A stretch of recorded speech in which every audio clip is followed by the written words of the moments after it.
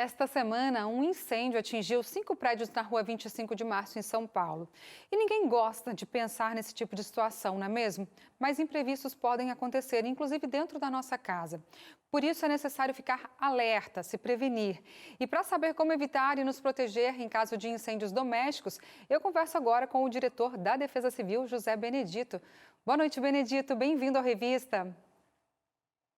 Boa noite, Darcy. É um prazer estar aqui com vocês mais uma vez. Legal. Benedito, o que causa os incêndios em casa?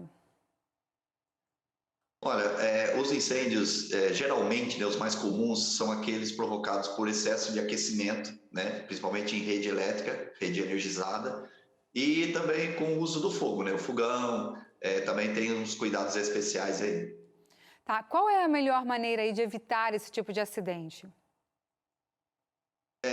Se tratando de rede elétrica, né, a nossa recomendação é de que a pessoa nunca coloque aparelhos a mais que sobrecarrega a rede, né? Então a rede ela tem uma voltagem, a tomada ela tem uma amperagem, né, suficiente para atender um aparelho. E aí as pessoas às vezes acabam por falta de opção de mais tomadas e o excesso de aparelhos, que hoje tem muita coisa elétrica, né, para usar a rede, acaba improvisando e fazendo então aquele famoso cachimbo, né, nas tomadas, e aí isso acaba acontecendo um superaquecimento, né, e isso pode se entrar em curto, né, que os fios começam a aquecer, a rede começa a aquecer, e pode então surgir aí faíscas. E também na questão, né, do uso do fogão, né? Então, muito cuidado, não esquecer o fogão ligado, não esquecer, deixou a água lá esquentando e foi atender o telefone, deixou a comida cozinhando e foi atender um telefone, ou foi atender um portão.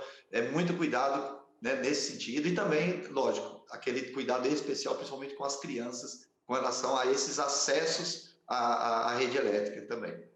Em casos de pequenos incêndios, o que nós devemos assim fazer para que o fogo não se alastre pela casa inteira?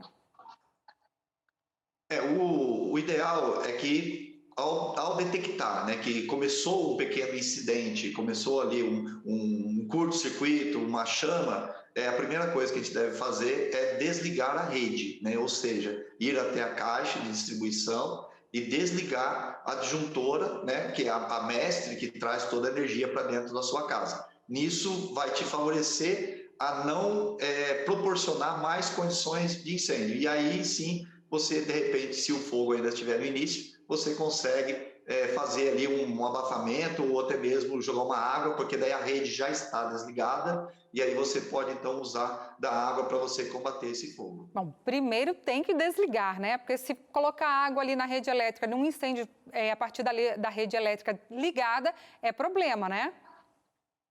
Aí é problema, além de, né, de você tomar choque, você pode ser uma vítima, né, daquele incêndio, daquele princípio de fogo, e aí você não ter condições de combatê-lo. Então, a precaução e a calma nesse momento, né, é muito importante, principalmente desligar a rede para depois tomar as medidas. E, É. obviamente, né, tirar as pessoas, principalmente se tiver idoso, criança, próximo a esses locais. Não aventurar, né, que às vezes a pessoa aventura ali naquela ansiedade de combater o fogo e acaba também se acidentando.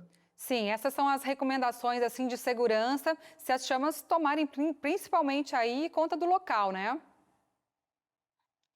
No caso de se o fogo se alastrar, né, de repente pegou uma cortina, pegou o forro, o madeiramento da casa, ou um móvel, né, e que a pessoa não tenha recursos, né, necessários naquele momento para fazer o combate, já de imediato acionar, né, corpo de bombeiros.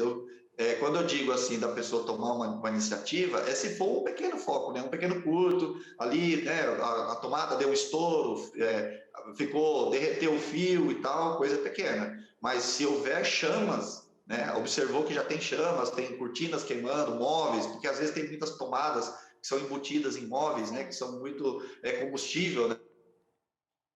Esse fogo propaga rápido, chamar o corpo de bombeiros. Agora, em acidentes que envolvem vítimas de queimaduras, qual atitude devemos tomar até a chegada do Corpo de Bombeiros para a gente encerrar?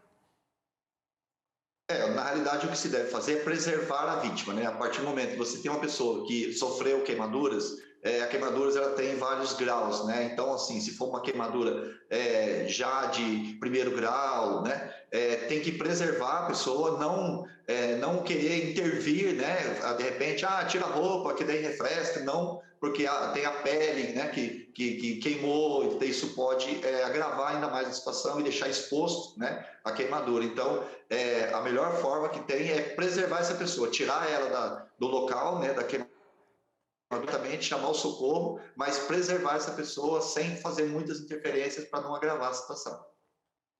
Tá certo. Muito obrigada, Benedito, pelas suas informações e um abraço para você. Eu que agradeço, estamos sempre à disposição. Tá certo. Tchau, tchau.